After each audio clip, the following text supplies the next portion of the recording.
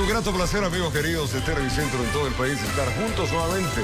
Día martes 11 de enero. Diana Jacome, buenos días. ¿Qué tal, mi querido Robert? Amigos televidentes, muy buenos días. Gracias por acompañarnos en una nueva jornada. Así es, martes, avanzando la semana, siempre con la energía, el entusiasmo y, por supuesto, agradeciendo a nuestros televidentes por permitirnos informar. Y sin duda, amanezcamos con energía, con alegría. Es un día nuevo. Póngale todas las buenas decisiones, todos los buenos ánimos. Denos un abrazo, pongámosle esa dosis necesaria para no comenzar el día así, medios nublados como está la ciudad de Quito. Así comenzando más bien, claro, comenzamos más bien deseándonos lo mejor. Cuando uno se desea lo mejor, brillan las cosas. Cuando uno se comienza el día con 1000 problemas, el día es de problemas. Usted lo ha dicho, siempre hay que dar lo mejor también a nuestro prójimo para que lo que tú deseas a los demás también se te revierta a ti. Así que siempre desea lo mejor. ¿Cómo está ese clima? Esa es la idea. Ese no está de lo mejor. Ese sí no está de lo mejor. 6 grados esta hora. Está haciendo frío en la ciudad de Quito. De hecho, tendremos algo de sol en la mañana y nublado. Y de ahí tendremos lluvias entre eso de las 10 a 11 de la mañana, que estuvo ayer llovió. Tendremos algo de tormentas en la tarde en la ciudad de Quito y lluvias presentes. La máxima temperatura hoy día será de 14 grados centígrados en Quito. Guayaquil, en cambio, 25 grados centígrados. Será día de 32 grados. Va a llover en Guayaquil.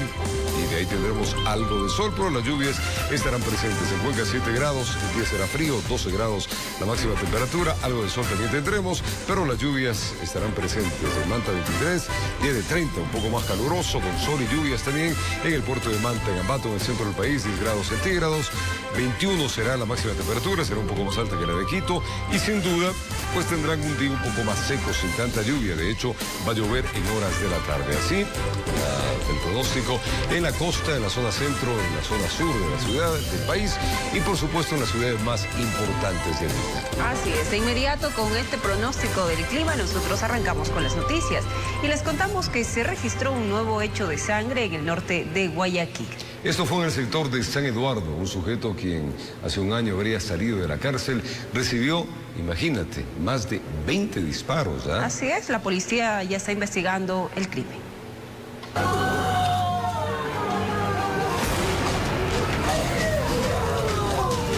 Los vecinos de la zona solo escucharon los disparos. De ahí que, alarmados, en el sector conocido como San Eduardo, en el norte de Guayaquil, una persona fallecida de sexo masculino se encontraba al interior de esta vivienda. Serían más de 20 impactos de bala que el sujeto recibió. Lo que comentan testigos del hecho, aparentemente llegaron 2 vehículos hasta el lugar, varias personas en los mismos, y en cuestión de minutos la escena estaba ahí. En la segunda planta se encuentra una persona de sexo masculino de aproximadamente 23 años, sin vida. El mismo que en su cuerpo tiene varios impactos de proyectil de arma de fuego. De acuerdo a versiones de los moradores, indican que al lugar llegaron 2 vehículos Chevrolet Said, concho de vino, de los cuales se bajaron varias personas e ingresaron al lugar y fueron los que realizaron o perpetraron este hecho. La policía en el lugar recolectando las pistas necesarias para poder esclarecer este hecho. Dicen que hay que profundizar en este nuevo sicariato en la zona 8. La persona que hoy se encuentra sin vida, efectivamente revisada el pasado judicial, tiene 2 antecedentes, el uno por un delito flagrante, por robo, y el otro por asociación ilícita. El cuerpo fue trasladado hasta los laboratorios forenses, dejando el ambiente tenso en el lugar. Que sigue el aumento de los sicariatos, tan solo en 10 días que ha transcurrido este 2022. Estamos acá con nuestras unidades realizando las primeras indagaciones. Una vez que tengamos mayores datos, vamos a hacerles conocer. Informó Julio César Saoca. Puede contarles, amigos, que un hombre fue asesinado mientras compraba huevos. Esto en el cantón Milagro. Según testigos, sujetos a bordo de una moto le siguieron, le dispararon por la espalda. El fallecido registra antecedentes penales. Aún incrédulos por su muerte, los familiares de Vladimir Sellán acompañaban su cuerpo sobre el camino de tierra. Minutos antes, él había salido de su casa para comprar huevos en una tienda cercana. Sin embargo, en el trayecto fue sorprendido por 2 sujetos en moto. Si dicen que le dio la espalda porque ya iba a entrar acá a la casa, entonces ahí que lo cogen y lo dispara una persona. No le roban nada, no se le llevan nada. No le roban nada, ¿qué le van a robar? Sí, llevaba nomás, era 60 centavos para comprar los huevos, unos huevos que iba a comprar. Como cometido el asesinato. Los dos hombres huyeron del sitio a precipitada carrera, aunque lo hicieron sin la motocicleta, porque esta se quedó a pocos metros del lugar del crimen. Los familiares del hombre de 33 años desconocen las motivaciones de la muerte, aunque precisaron que él ya tenía un pasado judicial. Por ahí, claro, como cualquier persona a veces uno tiene, entonces sí ha tenido una... ¿A qué se dedicaba Al comercio, sí, vendía ropa, vendía posesión. No les puedo dar declaraciones en este momento, tenga la bondad, estamos trabajando. En este caso, los policías del Distrito Milagro optaron por el silencio frente a las cámaras. Informó Eric Zambrano. Y les contamos ahora que en el Cantón Salinas, sicarios asesinaron a un policía en servicio pasivo. Se presume que un ajuste de cuentas sería la causa de la muerte de este ciudadano de 35 años, quien fue dado de baja por estar involucrado en el robo a un banco. Las autoridades investigan el asesinato. En el sector Las Dunas del Cantón Salinas, Cristian Javier Mosquera Bosques fue acribillado muy cerca de su domicilio. Según las primeras investigaciones, dos sujetos a bordo de una motocicleta habrían seguido a la víctima. Cuando éste llegó en su vehículo hasta su casa, empezaron los disparos. Intentó huir, pero los impactos lo alcanzaron, quedando tendido en media calle. Según versiones de su esposa, puede observar que al bajarse de su vehículo, dos ciudadanos en una motocicleta negra, pues le interceptan entrando a la puerta de su vivienda, ante lo cual el ciudadano hoy occiso escapa, y al girar justamente la esquina de su casa, pues lo interceptan y le disparan aproximadamente 8 proyectiles dentro de su cuerpo. El fallecido era un ex policía. Fue dado de baja por estar involucrado en un robo, según el reporte policial.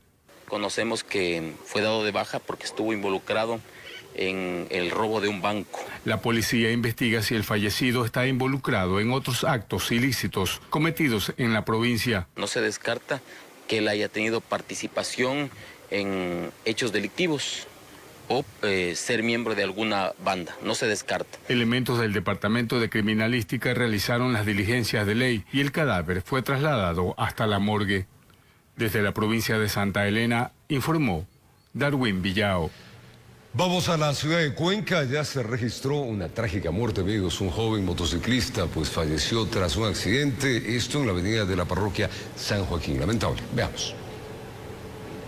El accidente donde perdió la vida el conductor de una motocicleta ocurrió en una avenida de la parroquia San Joaquín de la capital Azuaya. Como se puede ver en el video, la moto se encuentra circulando por la vereda y luego se estrella estrepitosamente contra un poste de luz. Pierde control y dominio de la motocicleta.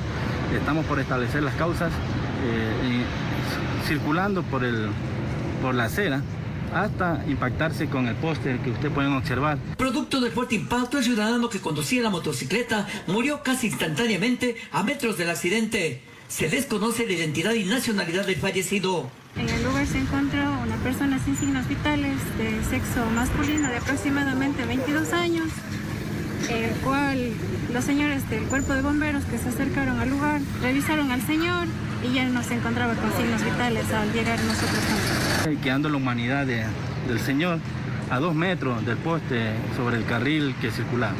La motocicleta, por la energía cinética, la velocidad que tenía, se desplazó aproximadamente 22 metros con 70. En resumen, la trágica muerte de un joven y daños materiales en la motocicleta, sumándose a ello la preocupación ciudadana por la velocidad que imprimen este tipo de vehículos que muchísimas veces causan estas tristes pérdidas. El resultado, como ustedes lo conocen, es una persona fallecida y daño material en la motocicleta. Desde la ciudad de Cuenca informó Francisco Ramírez. Y 2 ecuatorianos de 21 y 25 años murieron asfixiados en el interior de una mina ubicada en el cantón Zaruma. Las víctimas realizaban trabajos de minería ilegal.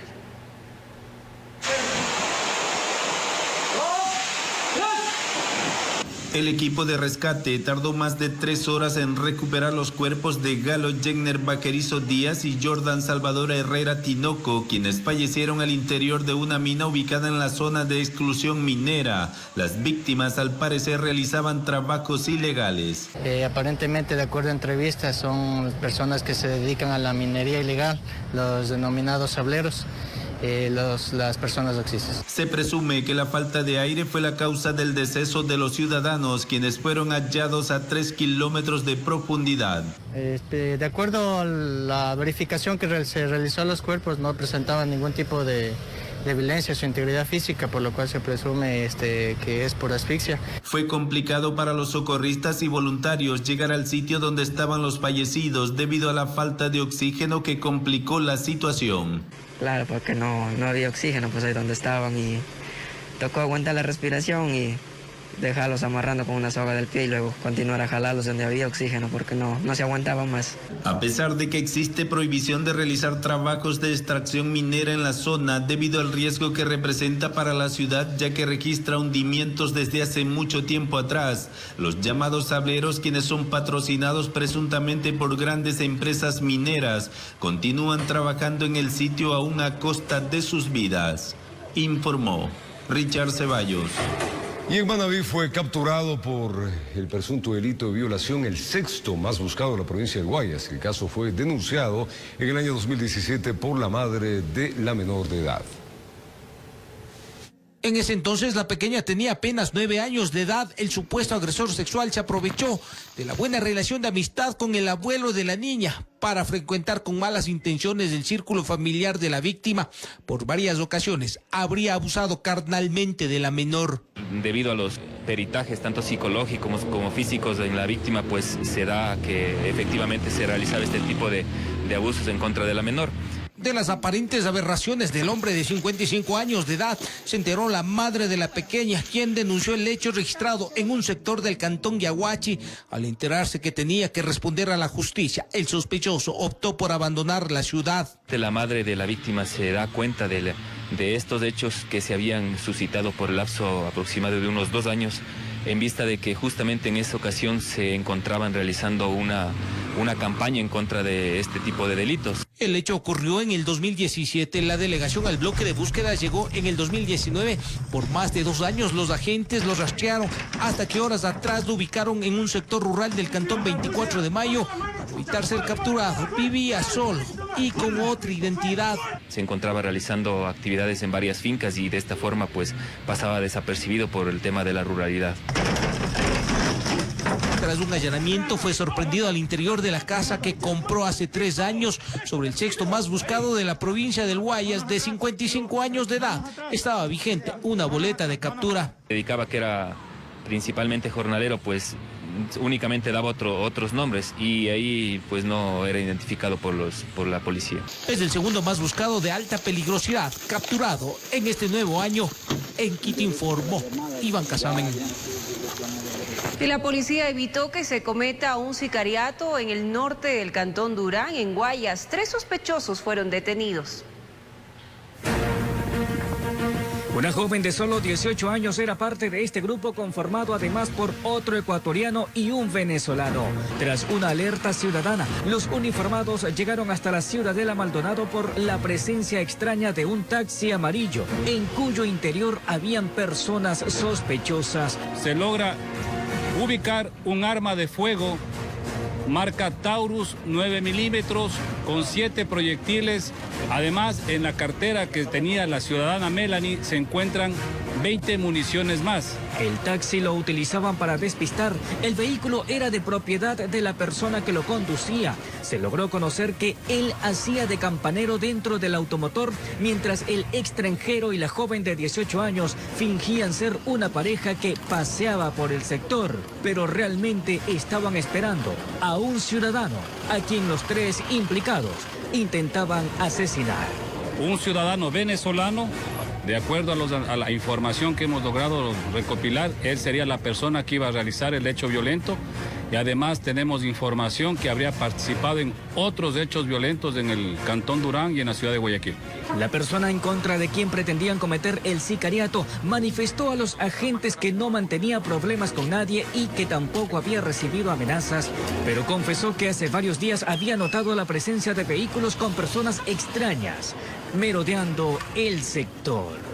Tenemos 27 municiones 9 milímetros, $145, 2 teléfonos celulares y el vehículo taxi en el que se estaban movilizando. Informó José Morales.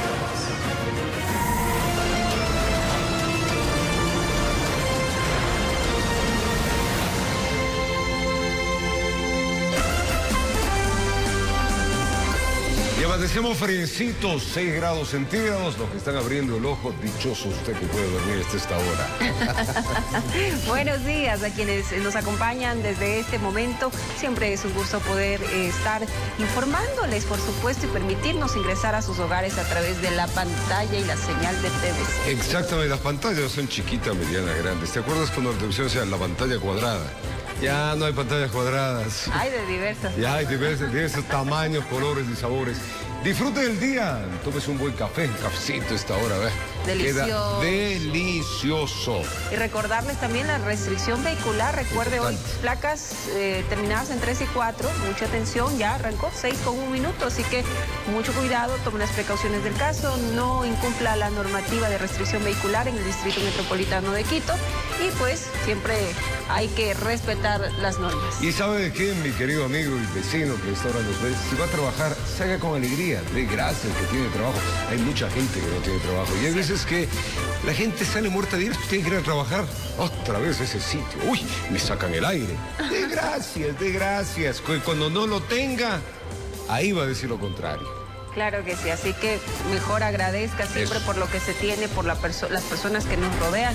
Y otra cosa que siempre recomendamos en nuestro espacio es vacunarse. Hemos visto cuán eficaces han sido las vacunas. Creo que los riesgos han sido muy mínimos según la información científica. Pero la mayoría de personas que se han enfrentado nuevamente al COVID, pues han salido... Hay varias, yo estaba leyendo, 3 veces le ha dado a una persona que... Sí. 3, así, en fin. A Dios gracias, uno tiene que dar las gracias, redundancia, por la salud.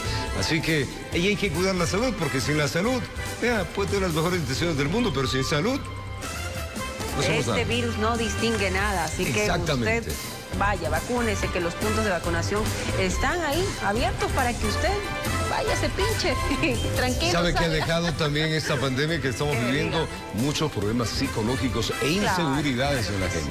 Claro que sí, todo eso hay que tratar. Yo creo que luego ya tiene que ser una política pública integral, justamente porque hay personas pues que lastimosamente la crisis, todo lo que se vivió en su momento de confinamiento, algunos perdieron el trabajo, otros no han encontrado la oportunidad de tener ingresos y han tomado decisiones lastimosamente tristes, y a veces uno quisiera ser empático y ponerse en los zapatos de esa persona. Exacto. Y entender el por qué esas decisiones deben ser muy fuertes para la razón para la que tomen ese tipo de acciones como las que vamos a presentar. En las últimas 2 horas, dos personas intentaron suicidarse saltando. Debe ser muy complejo, ¿eh? Y hay que tener valentía también, saltando de un puente. Así es. Los hombres habrían estado bajo efectos de licor, mire, dice que por ahí eso le da valentía, pero no es así.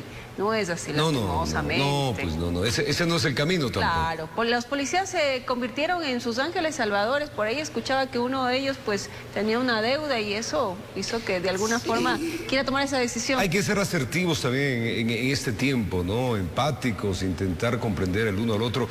Todos hemos reaccionado de distintas formas de esta pandemia, pero las historias le contamos. La mañana avanzaba. Por el puente nuevo del río Chichi, un policía circulaba a cumplir con su jornada de trabajo. De pronto observó que un hombre estaba al filo de la baranda con todas las intenciones de saltar al vacío. Paró el vehículo, se bajó y logró atraparlo antes que caiga. En primera instancia, lanza un objeto al vacío y posterior se sube sobre las barandas, saliendo de la protección del mismo. Con ayuda de otros buenos samaritanos lo volvieron a la realidad. Sentado en el muro, supuestamente comentó que tenía problemas familiares, que hace 3 años perdió a su único hijo y que la manera de acabar con su dolor era dejando este mundo terrenal. Presumiblemente estaba con aliento a licor, entonces alcohólica, por lo cual no estaba en su sentido. 6 horas después, en el mismo sitio, a la misma altura, policías que patrullaban por el puente se percataron de la presencia de un hombre con iguales intenciones. El chofer aceleró el vehículo, sus compañeros se bajaron y otro presunto suicida a salvo. Dejando a sus familiares a buen recaudo, de igual manera tomando en consideración el tratamiento que debe seguir dicho ciudadano. También habría estado bajo efectos de licor. El hombre de 24 años pedía a los informados que no lo detengan, que estaba ahorcado por la situación económica. Compró un televisor que no pagó algunas cuotas y la deuda ahora sobrepasa los $2,000, dinero que no tiene. El alcohol es el principal detonante en cualquier actividad, sea esto de violencia o de contravención o algún delito que se pueda cometer. 2 historias más que se suman al puente del Chiche, mudo testigo de la decisión fatal de muchas personas, más de 180 metros de altura, que han terminado con líos terrenales de decenas de suicidas.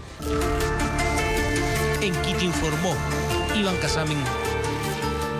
Y si usted está con depresión o está pasando malos momentos, especialistas, vaya, arriésguese, tenga valentía y cuente lo que le está pasando. 2 sujetos fueron capturados en el sector de Iñaquito. La policía los detuvo tras supuestamente haber robado un teléfono celular. En su poder encontraron, como es costumbre, varios cuchillos. Los sujetos fueron detenidos por la policía en el sector de Iñaquito y es que aparentemente madrugaron para poder hacer de las suyas. Iban en una motocicleta, eso les facilitaba su accionar para luego escapar. Y se pudo aprender a 2 personas en delito flagrante, posterior de un robo de un teléfono celular a una persona de sexo femenino. Fueron sorprendidos por la policía, que ni siquiera hubo necesidad de perseguirlos. En su poder había las evidencias: la motocicleta sin placas, el teléfono celular y más. Evidencia una motocicleta negra sin placas con color azul. También tenemos el teléfono robado que pertenece a la víctima. También tenemos 2 cuchillos. Sabían lo que hacían. La autoridad estaba tras la moto de similares características con 2 ocupantes que habían realizado algunos robos durante los últimos días. Las 2 personas son ecuatorianos, mayores de edad, poseen antecedentes por robo y por tenencia de droga, así como también por receptación. Y como la AMPA no descansa, los gendarmes refuerzan los controles. Informó Marilyn Jaramillo. Y en los 10 primeros días del año se han registrado 30 muertes violentas en Guayaquil, Durán y San Borondón, 20 más en comparación al mismo periodo del año anterior. La policía asevera que tiene como meta disminuir los asesinatos en este 2022, a pesar de que ya empezamos con un saldo en contra. Solo este fin de semana se registraron 10 muertes violentas en la zona 8, 2 que se dieron en el cantón Durán. Fue al interior de los domicilios. Donde la víctima, una señora que estaba conversando con una persona de sexo masculino, manifiesta que esta señora se dedicaba a la venta de sustancias sujetas a fiscalización. Y la otra muerte que se da en Durán igualmente es al interior de un domicilio donde manifiestan que este joven de 19 años en la tarde había tenido una riña con otro joven. Y según versiones manifiestan que son de 2 grupos delincuenciales organizados del sector que están en disputa. Entonces por eso que en la noche llega a su domicilio y lo victima con un impacto a la altura de su cabeza. En este último caso, un menor de 17 años de edad implicado fue aislado. En el bloque 6 de Bastión Popular, un hombre fue atacado por un sicario, mientras que en los esteros al sur de Guayaquil, un joven fue asesinado mientras se cortaba el cabello en esta barbería. Se bajaron de un carro, de una vez se metieron a disparar. ¿Cuántos disparos se escucharon? Bueno, como 11 tiros supuestamente fueron. Además, un doble crimen se registró en Nueva Prosperina, al noroeste de Guayaquil. Los 2 jóvenes no tenían antecedentes delictivos. No tienen antecedentes, pero se dedicaban a la venta de sustancias sujetas a fiscalización. Todos los hechos que se dieron el fin de semana, de las 10 muertes violentas, de 9 son por microtráfico y una es de carácter emocional, la que pasa en Pascual, donde muere una señorita al interior de un vehículo. En los primeros 10 días del año se han registrado 30 muertes violentas en Guayaquil, Durán y San Borondón, 20 más en comparación al mismo periodo del 2021. El 83% son por violencia criminal, es decir, por microtráfico. Y si lo vamos desglosando, 1 por tráfico internacional de droga y 21 muertes violentas por microtráfico, que nos da un total de 25. Aquí suma una muerte violenta por un robo a una unidad económica.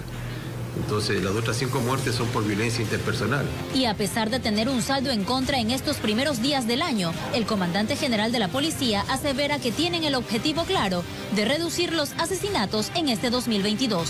Estamos altos, pero vamos a reforzar los trabajos, los operativos direccionados al control de armas de fuego. Y la meta es reducir de lo que pasó el año pasado y lo vamos a lograr.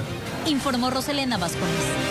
Y la Policía Nacional, amigos, tiene perfectamente identificadas a varias pandillas en el sur de la ciudad de Quito. Una de ellas trató de reunirse en una supuesta convención en el sector de Santa Rita, pese a que están prohibidas las aglomeraciones. Los vecinos tienen miedo por la presencia de desconocidos. Los videos fueron grabados por los vecinos. Se ve un grupo considerable de gente. Santa Rita, sur de Quito. Se escucha algo parecido a ovaciones. Gritan cosas al unísono que no se pueden distinguir, pero dicen ser de una pandilla. Seguimos mirando las grabaciones. A los costados hay banderas mexicanas atadas y de allí pequeños disturbios entre ellos, intercambios de golpes. Los vecinos, tras aquello, mejor decidieron esconderse. Para mí un cálculo siquiera de unos, si había más de unas 100 gente de toda edad, ¿no? Y sí daba temor que cuando se reunieron ahí. De la cancha comenzaron a hacer un círculo, colgaban las banderas mexicanas y comenzaban a cantar. Se mencionaba que no salgamos mejor porque enfrentarse a ese tipo de gente iba a ser un peligro. Incluso cuando llegamos, aquí había desconocidos que saltando la valla se fueron del lugar. Los hechos se registraron en esta cancha que, según los vecinos, se encuentra abandonada desde hace unos 2 años. Ellos temen por su integridad. ¿Pero qué dice la policía?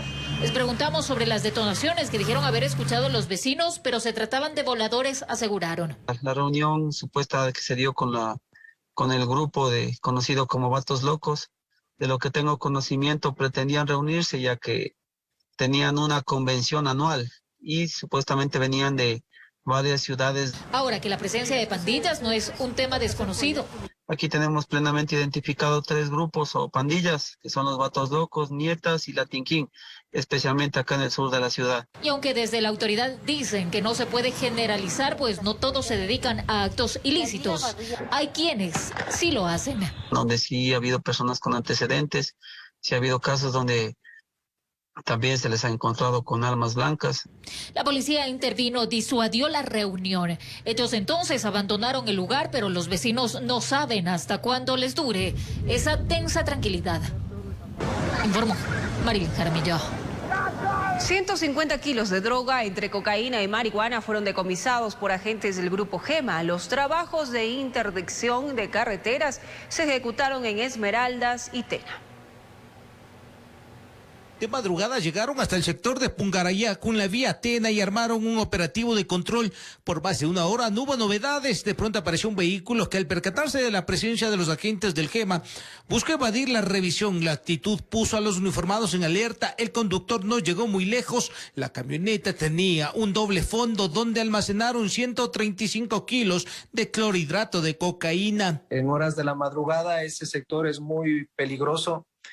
No tiene mucha visibilidad, mucha neblina. La droga tenía como destino final la ciudad de Guayaquil. Presumen que sería parte de un importante cargamento cuya ruta final sería mercados internacionales. La droga, los paquetes no tenían una identificación, no tenían un logotipo.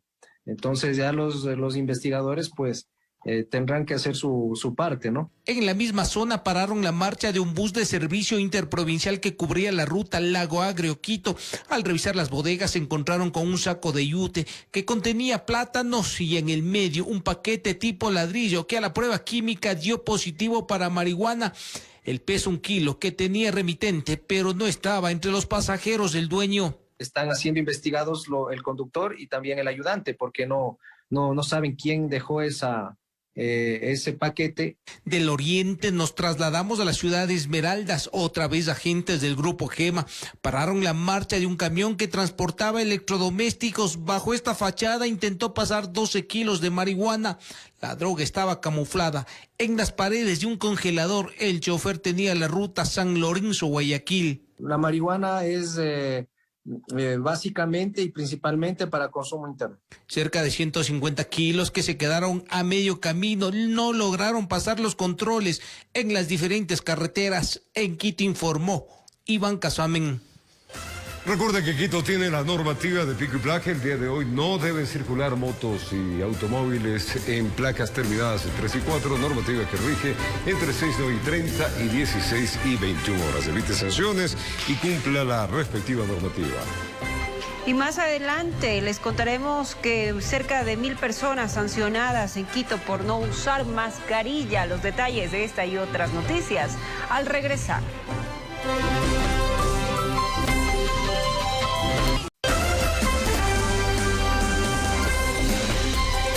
Autoridades sanitarias esperan un pico alto de contagios en todo el país durante esta y la próxima semana como resultado de las festividades de Navidad y fin de año. Mucha atención con ello, insisten por supuesto a la ciudadanía que acudan a vacunarse como medida de prevención. Crítica. Así calificaron las autoridades sanitarias de gobierno la situación epidemiológica que atraviesa el momento el país. Y es que solo en la primera semana del 2022, los casos positivos confirmados de COVID se duplicaron. El incremento está casi duplicando los casos semanalmente y como vemos también en términos semanales, estamos ya llegando a los niveles de los picos que se dieron en el 2021. Para esta y la próxima semana, estiman que los casos continuarán en aumento. Todavía tenemos en el país la variante Delta, que es la que más complicaciones nos da más hospitalizaciones, casos graves y casos de UCI. Poco a poco, esta semana, la Omicron irá desplazando la Delta. Detallaron que la red de salud pública aún cuenta con disponibilidad de camas en hospitalización y unidad de cuidados intensivos. Aseguraron que de llegar al 80% tienen la capacidad de ampliarse. A nivel de todo el país, de hospitalización de 1.365 camas, de las cuales al momento están 609 ocupadas. En cuanto a cuidados intensivos, a nivel de país tenemos 473 camas asignadas, de las cuales están ocupadas 304. En cuanto a la mortalidad por el virus, se mantiene en un 13%. Solo la primera semana de enero se reportaron 23 fallecimientos. Resaltaron que mantener bajo este índice obedece al plan de vacunación. ¿Tenemos fallecimientos? Claro que sí. El 80% de esos en personas no vacunadas o en personas que tienen vacunas con una sola dosis. Se garantizó que se cuenta con las pruebas necesarias para continuar testeando a la población y descartaron un desabastecimiento de insumos, pero insistieron en que se apliquen bajo criterio médico a quienes en realidad requieren. Se han realizado aproximadamente 15.000 pruebas de antígeno, de las cuales tenemos el 53% de positivos y aproximadamente 20.000 pruebas de PCR, de las cuales tenemos un 38% de positividad viral. Esto nos indica que estamos en un brote pandémico. En este marco, la ministra de Educación, María Brown, anunció que el sistema de educación inicial, es decir, los menores de 4 años, también suspenden sus actividades desde este 10 al próximo 16 de enero para que los docentes puedan recibir la dosis del refuerzo. En Quito informó Adriana Rojas. Y crece la cifra de mujeres diarias por la causa del COVID-19 en Guayaquil. Así lo expresaron autoridades de salud local, quienes desde este día lunes procedieron a intervenir nuevos sectores donde se registra la mayor cantidad de casos. Veamos. 3 nuevos puntos en la ciudad fueron intervenidos en materia de salud. Se trata de sectores como Guayacanes, Bastión y Monte Sinaí. Estos son los hotspots frente a las resultantes que vimos en la semana de trabajo semana pasada. Nos dimos cuenta que eran los puntos donde hay mayor contagio. El informe epidemiológico en el inicio de esta nueva semana señala la existencia de cifras que van al alza. Los nuevos casos confirmados se duplicaron, mientras que las muertes diarias continúan incrementándose. Estábamos en 1.700 la semana pasada y hemos subido a 3.900. La ocupación de camas UCI de 85 más o menos que había subido a 127. Y la mortalidad nosotros la teníamos en 5 personas que fallecían diariamente por COVID, que ahora tenemos en 7. Para los funcionarios de salud municipal, estas son cifras que continuarán reflejando un resultado como consecuencia de los 2 últimos feriados, el de Navidad y el de fin de año. Y esperar hasta la próxima semana a ver cómo va la epidemia y según eso ir tomando medidas alternas, ¿no? Por ello, abordaron estos sectores para realizar visitas puerta a puerta. Fumigaron y hasta levantaron una carpa de vacunación, con la finalidad de disminuir estos índices. Que necesitamos la colaboración, la corresponsabilidad de la ciudadanía. Este fin de semana que hay 58.000 automóviles que salieron de la ciudad hacia los balnearios, hacia las playas, y por tanto es un tema que podría desembocar en nuevos contagios. Informó José Morales. La unidad de cuidados intensivos del Hospital General Macas en Morona, Santiago, se encuentra al 100% de ocupación con casos de COVID-19. Todos los pacientes tendrían la variante Delta. Esta provincia amazónica es la que menor número de vacunados tiene en el país, superando apenas la mitad de la población. Los contagios por COVID siguen en aumento en todo el país. La situación del Hospital Centinela COVID en Morona, Santiago, el General Macas, es complicada en las últimas horas por este motivo. En este momento, en la sala COVID, en el área de UCI, tenemos el 100% de ocupación. Son pacientes en estado crítico, la mayoría que aún no ha recibido el cuadro completo de vacunas. Lamentablemente se repite la misma situación, pacientes que no tienen la vacunación, que son los que más están acudiendo a los centros hospitalarios. Y es que esta provincia amazónica sigue a la saga en el vacunómetro del Ministerio de Salud Pública. Está en el último lugar en cuanto al número de personas inoculadas, aunque en los últimos días ha subido en algo el porcentaje, que apenas supera la mitad de sus habitantes que deben vacunarse. A fines de diciembre y inicios de este mes de enero se ha logrado un pequeño repunte, estamos llegando al 60%. En los puestos de vacunación hay una mayor concurrencia de la ciudadanía, luego del aparecimiento de nuevas variantes del virus que son más contagiosas, por lo que el riesgo de enfermarse aumentó. Un hecho del que está consciente gran parte de la población. A los jóvenes, a todos que se vengan a vacunar, porque esto de la pandemia no es juego. Muchas personas ya se han vacunado estas 2 dosis y lamentablemente han sido contagiadas. Sin embargo, el principal problema que se enfrenta es la negativa que hay en los indígenas, sobre todo los shuar, que no aceptan vacunarse porque se aferran a su medicina natural como protección ante el virus. Son ideas, son como visiones de las personas de este rincón de la Amazonía, con las cuales debemos manejarnos todos los días. Sobre los casos de mortalidad, la cifra es baja. Durante los meses de septiembre, octubre y noviembre no tuvimos casos de fallecidos, pero en el mes de diciembre tuvimos 2 casos. Este dramático panorama actual podría haberse complicado aún más con el incremento de pacientes en los próximos días, como consecuencia de las fiestas de Navidad y Año Nuevo. Desde la provincia de Morona, Santiago, informó Edwin Fernández. Este poder donde está Sofía Ventimilla, aeropuerto Mariscal Sucre, allá en Tababela, informe de las nuevas disposiciones que se tiene. Ojo con esto para ingresar al aeropuerto. Así que, Sofía, adelante, buenos días. Roberto, amigos, que tengan un excelente día. Sí, por favor, presten mucha atención. Ustedes van a ver aquí a la entrada que hay nuevas disposiciones, inclusive antes de las primeras puertas del Aeropuerto Internacional Mariscal Sucre. Ven también un cerco que ha colocado Kipor con el objetivo de que se precautele la seguridad de todos los ciudadanos y se cumplan con todas las disposiciones dispuestas por el COE Nacional. Vamos a hablar con Luis Galárraga, quien es el director de comunicación de Kipor, para que nos amplíe la información y conocer cuáles son estas disposiciones. Luis, buenos días. Sí, muy buenos días. Efectivamente, desde el día sábado se está aplicando la disposición, la exhortación que hizo el COE Nacional respecto a que solamente se admita en la terminal, tanto en la zona de arribos como en la zona de salidas, a un acompañante para despedir o para recibir viajeros.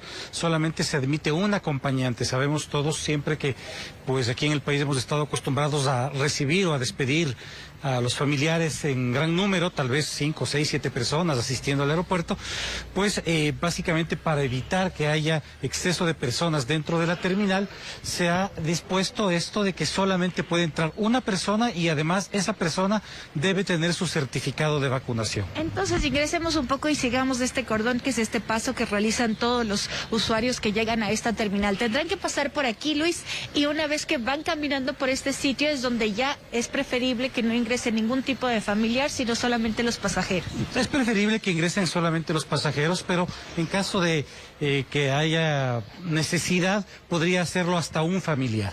Y eso es lo que se ha dispuesto ahora. Se están efectivamente en este momento haciendo controles de documentos de las personas. El viajero no necesariamente debe presentar su certificado de vacunación porque no es requisito para viajar.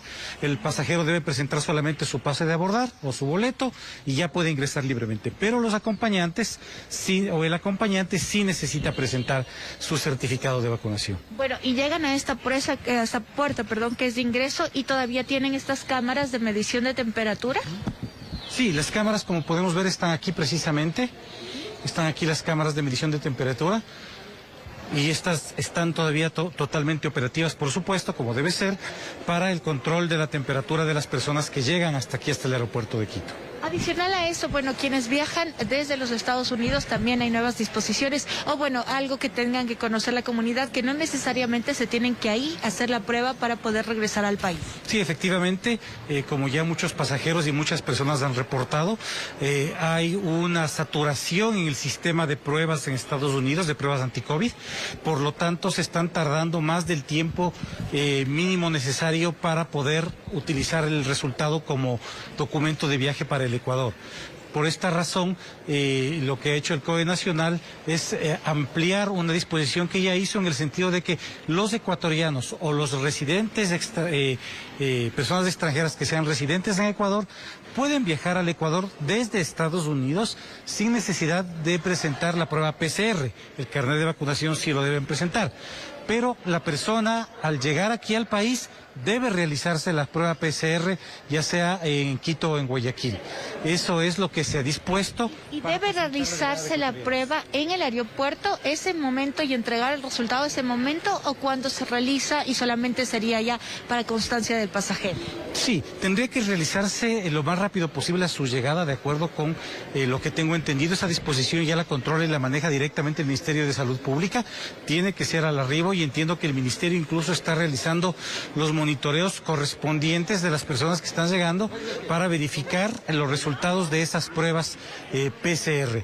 Esto únicamente en Estados Unidos. Todas las demás personas que vengan desde otros destinos sí necesitan la prueba para poder ingresar.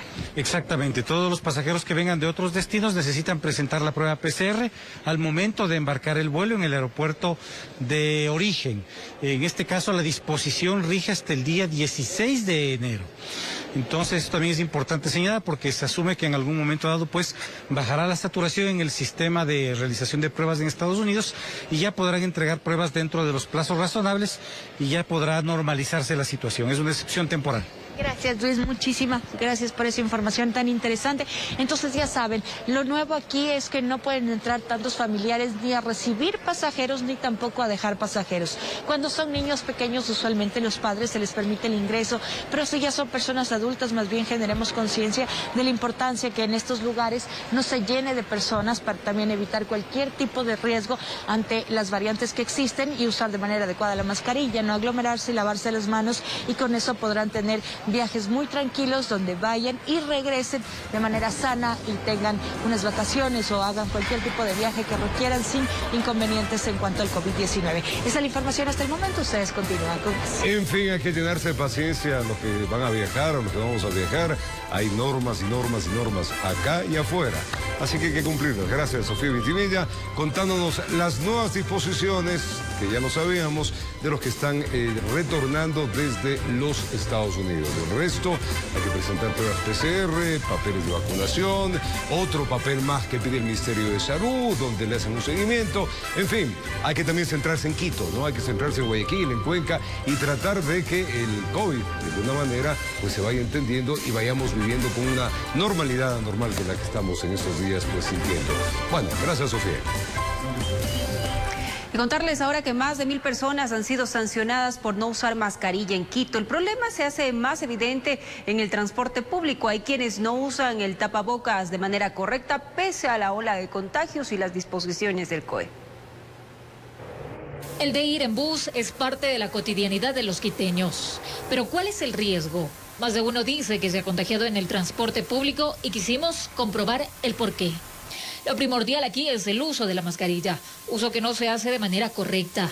No es extraño ver entonces a quienes llevan la mascarilla por debajo de la nariz, quienes mejor se la colocan bajo el rostro o quienes mejor ya ni se la ponen, los que se llevan las manos a la cara sin la más mínima precaución. Todo esto es parte de la normalidad. Y aunque incomode a más de uno, el irrespeto a los cuidados mínimos contra el COVID no es general. Quizá allí radica la alta cifra de contagios. Y claro está, la autoridad no puede estar atrás de cada uno de los ciudadanos para que se pongan bien la mascarilla. Está en uno mismo esa responsabilidad que parece para muchos no existir. Luego los enfermos están en casa, pues si se contagian aquí, el virus prolifera en las viviendas. Pero analicemos. La Agencia Metropolitana de Control dice que en el 2021 alrededor de 1.100 personas fueron sancionadas por no utilizar mascarilla en Quito. Y en lo que va del 2022, al menos existen 11 sancionados. Y aunque hay multas, a muchos parece eso no importarles. Informó Marilyn Jaramillo. Bueno, y hablando de normas, a partir de este miércoles 12 de enero, el carnet de vacunación será obligatorio para viajar en el transporte interprovincial y de turismo. Este documento será indispensable para obtener los boletos en los terminales terrestres. Si no lo tiene, no viaja. Veamos. El carnet de vacunación contra el COVID-19 será un documento indispensable y obligatorio para poder viajar en el transporte inter e intraprovincial y de turismo en todo el territorio nacional. Esta medida regirá desde el día miércoles 12 de enero para las personas mayores de 12 años y desde el lunes 17 de enero regirá para personas mayores de 5 años. Para los niños de entre 5 y 12 años de edad existe toda esta semana para que los padres de familia vacunen a sus niños. Este protocolo que busca incentivar la vacunación de la población fue elaborado por la Agencia Nacional de Tránsito y aprobado por unanimidad por el Comité de Operaciones de Emergencia Nacional COE. El documento tendrá que ser presentado en las boleterías para poder adquirir los tickets de viaje. Se revise a través de la venta de boletos el carnet de vacunación o el certificado de vacunación para los pasajeros, pero no solamente para los pasajeros, también es una obligación para el operador, para el conductor, ¿no es cierto?, para el ayudante de las operadoras de transporte. Para el cumplimiento de esta medida, el director ejecutivo de la Agencia Nacional de Tránsito, Adrián Castro, informó que se ejecutarán operativos. Y este control también se va a realizar de manera aleatoria por parte de la Policía Nacional, la Comisión de Tránsito del Ecuador y los agentes civiles de tránsito en el ámbito de su jurisdicción. Las terminales terrestres, a ser no solamente centros de donde salen los buses interprovinciales, sino también son centros comerciales, ahí hay comedores, hay locales comerciales. También existirá un control al ingreso de las terminales terrestres, que son administradas por los municipios. En este sentido, también la ciudadanía debe portar su carnet de vacunación. Advirtió que de no acatar la disposición habrán sanciones. Por no atender disposiciones administrativas por parte de la ANT corresponde a 4 salarios básicos unificados. Esa sería la sanción al operador. Mientras tanto, para el transporte urbano, que es potestad de los gobiernos autónomos descentralizados, hizo un exhorto a las autoridades locales. De que expidan sus protocolos o adapten este protocolo a sus modalidades, especialmente al transporte escolar e institucional, que también es de competencia de los municipios, y al bus urbano. En Quito informó Adriana Rojas. Les recordamos, amigos televidentes, que la restricción de pico y placa arrancó a las 6 de la mañana y termina a las 9:30 para los vehículos cuyas placas terminan en 3 y 4. Recuerde que en la tarde se retoma a partir de las 16 horas hasta las 21 horas. Respete la normativa de restricción vehicular que ya inició a las 6 de la mañana. Y al retornar un gigantesco incendio consumió al menos 100 viviendas, esto en una comuna de Iquique. Realmente las imágenes son impresionantes. Estas informaciones y otras le contamos al retornar. Ya venimos. ¿Qué le pasa?